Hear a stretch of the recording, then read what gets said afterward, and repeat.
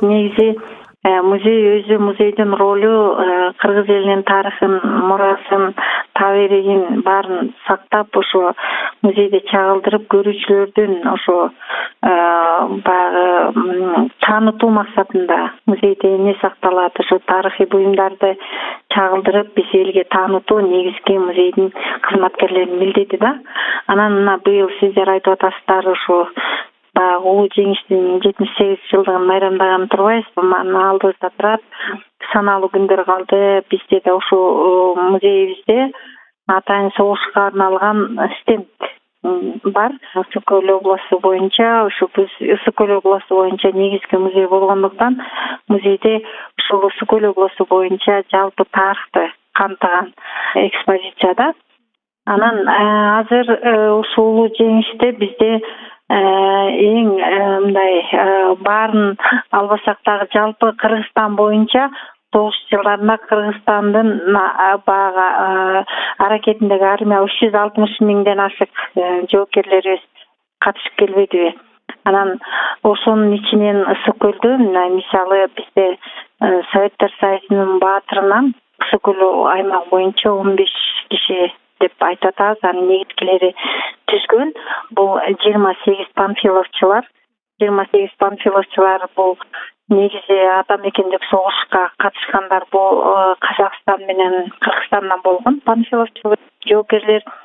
Алардын ичинен ушу биздин Ысык көлдө, Кыргызстанда дей берейин, Кыргызстанда 6 киши катышкан. 6 ошо Николай Ананьев, Григорий Конкин, Москаленко, Григорий Петренко, Григорий Шемякин, Шопоков деген ушу баатырларыбыз. Ушу биздин Ананьев деген айыл мурун Сазановка деген айыл деп аталчу, тарыхый аталыш. Анан ошо Николай Ананьев ушул жерде жашап, ушул жерге согушка барып катышкандан кийин Ананьевдин ысымынан Ананьев айылы деп калган. Бул Ананьев айылында ушул Советтер Союзунун 3 жолку баатыры Лященко деген дагы бир баатырыбыз чыккан. Николай Григорьевич Лященко бул киши ушул эмеде негизи өзү Иркутский шаарында туулган. Анан бизге бир 20-10 жылдары бизге ушу ата энеси менен Ысык көлгө баягы биринчи келгендер келген да, орус келгендер келе баштаганда ушу Лященконун ата энеси келип, анан ошол жерден билим алып, ушул жерде окуп, иштеп, эң алгачкы жумуш эмгек жолун ошо Өрүктөдөгү 54-жылкы заводунан баштаган. Анан мектепте окуп, анан кийин анан 37-жылдарда бул Лященко даже Испаниялык согушта, граждандык согушка катыштыр, Кытайдын граждандык согушуна катыштыр. Барып отур, анан 41-жылда дагы ушул Одесса округунда дагы ошо мындай полкту жетектеген да. Анан бул 37-жылы эле майор болуптур да. Майор бул согушка башталып эле ага чейин эле. Анан ата мекендик согушта аябай аткычтар бригадасында полкту жетектеген. Ошентип отуруп, анан бул киши 41-42-40 жылдары согуштардын баардык жеринде катышып отуруп, анан эмеде кийин анан Москвада жашап калат да, бирок согуштан кийин деле өзүнүн жерине ошо Ананьевага бат-баттан келип, согуштун ветерандары менен катышып, ошол жерде музей бар эле, Ананьев айылында эстелик коюлган, өз жерине ушундай бат-баттан келип турчу. Анан кийин көз өтүп кетти. Бул кишинин атынан азыр көчөлөр бар, эстелик тургузулган. Анан өзүнүн атынан ушу Лященконун атынан сыйлык бар экен. 3 жолку кызыл жылдыз медалдын ээси, көп 18 тышкы мамлекеттерден алган сыйлыктары, медаль ордендеринин ээси. Ошол биз эми бул кишинин сиздер сурап атпайсыздарбы, өздүк буюмдары бар дегенде бизде генеральский ошо костюму бар.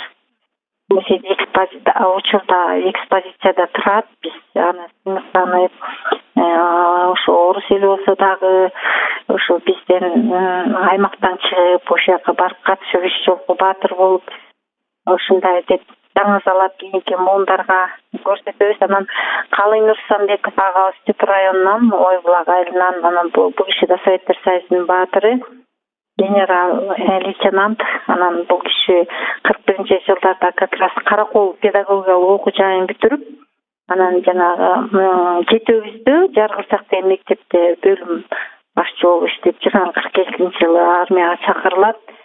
Антип бул киши Сөнбеков агабыз дагы ошо көп согушта мындай бир батальондорду, аскерлерди жетектеп, көп мындай өзүнүн патриоттук согушта армияда кызматын өтөгөн. Анан согуштан кийин ошо Кыргызстанда армияда кызматын өтөдү, улантып жүрдү. 50 жыл аскер укук академиясын бүтүрүптүр. Анан Кыргыз ССР прокуратурасында биринчи орун басар болуп иштеген, министрликте иштеди, жооптуу кызматтарда. Ошентип анан Калый Нурсанбеков Ленин Кызыл Тул, анан биринчи даражадагы ата мекендик согуш, анан 3 Кызыл Жылдыз орден медалдарын сыйланган. Андан жанагы биз айтып кеттик, 28 панфиловчуларда ушу жана Конкин деген ушу жетөөбүздөн чыккан, Пшенякин деген дагы, Петренко ушу биздин район Көлдөндө, Ысык-Көл областынан чыккан. Анан булар деле убагында баягы фашисттердин 50 танкасын 18-ин талкалап, анан ушундай бир 28 баатырдын 23-ü курман болсо дагы, эми калгандары баягы эрдигин эскерүү катарында ушул 28 баатырдын эстелик ансамбле Россияда тургузулган. Бул жылда эскерилип турат. Анан биз дагы ошо 9-майда дайыма музейде ачык эшик күнү жарыялайбыз. Абдан күндө келбеген элдер ошо 9-майда өзгөчө келет да. Мисалы, биз кыш бою кичине сезондук мезгил эмес болуп, келүүчүлөр, көрүүчүлөр аз болсо да ошо 9-майдан башталат да. Биздин көрүүчүлөрүбүздүн көз санычы ошо өзгөчө келишет. Эл майрамдап, мурунку жылдары парадтарга басчы элек, парадтар ошо бизде Борбордук көчөдө турган үчүн парад өткөн көчөдө, Совет көчөсүндө жайгашкандыктан музей абдан көп көрүүчүлөр келип көрүп, өздөрүнүн бир тууган ата энелерин эскеришип, ушундай бир бурчукка гүл коюп, биз эскерүү кечесин уюштуруп, жакшы экскурсияларды жүргүзүп, көрүүчүлөргө эртеден кечке чейин мындай маданиятты тейлөөгө аракет кылабыз. Ошол күндө абдан күтөбүз өзүбүз дагы, элдер да күтөт. Балдарды алып келебиз. Жакындаган сайын ушул апрель-май айларында экскурсияга келген окуучулар баары көп да, айларда чыгат, анан аябай кызыгышат. Гүлүм айым, анан сиз дагы өз сөзүңүздө буга чейин ушул фотокамера сакталып турганы боюнча да айткан элеңиз. Бул да болсо маанилүү объект болуш керек, маанилүү бир элемент.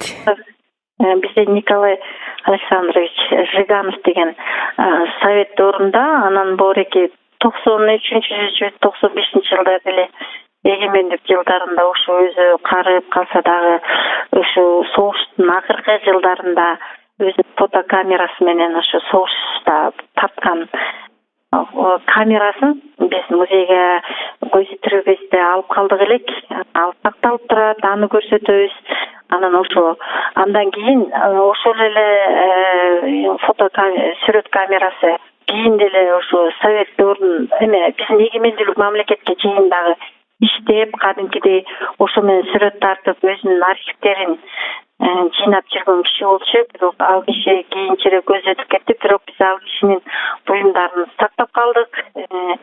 Ал кишинин камерасы да турат. Андан тышкары эң көп бизде документация да. Мисалы, каттар, полевая почтада илгери келчү эле го, бул каттар согушта жазган, үч бүктөлгөн каттар адресин менен жазылган. Анан кийин андан тышкары ошо согушка катышкан адамдардын эмгек книжкасы, комсомолдук пионердик билеттери, анан согушта алган сыйлыктар, грамоталары, ушундай буюмдар көп да. Фондда баарын чагылдыра албай атабыз. Биздин баягы музейде аянтчабыз чакан болгондуктан баарын толук чагылдыра албайбыз. Бирок 9-майда баардыгын алып чыгып чагылдырганга өзүнчө кошумча экспозиция жасап, элдерге тартуулайбыз.